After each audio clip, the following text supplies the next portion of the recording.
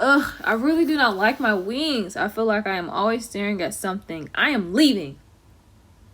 Off Bella goes, leaving her home behind, filled with great hope for change. Ella soon found and fell in love with Kyle in her newfound community. She was very hopeful that her caterpillar that she would have would be different due to Kyle being from a different place than her.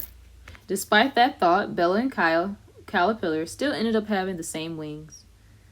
Back at home, Bella's sister Karen also began to start her family as well, producing a baby butterfly with the same wings as Bella and Karen.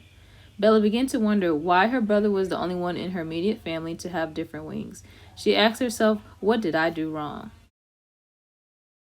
Bella's story is an example of duplicate dominant epistasis. Duplicate dominant epistasis is when any dominant allele, which is that capital letter you have been seeing on the butterflies, present will show the same physical characteristic on the organism. In this situation, that physical characteristics were the wings that Bella had.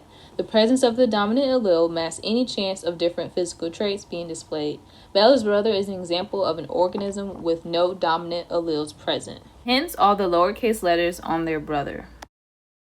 When Bella and Kyle made it, their possible combinations of future baby butterflies are shown below. I'm not going to go into depth on how these calculations were obtained. However, any allele with a capital letter present would again produce the same form of wings as Bella.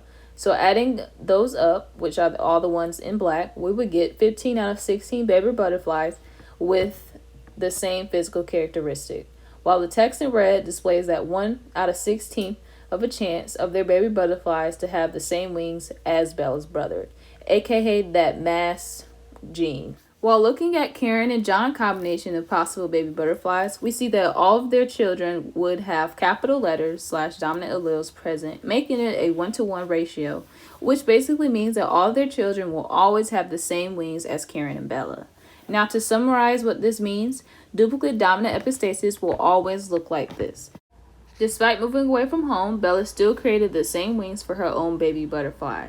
Overall, no matter what path organisms with dominant alleles / capital letters go, they will always have the same physical characteristic, and those with all lowercase letters / recessive alleles will always have a different characteristic, like Bella's brother.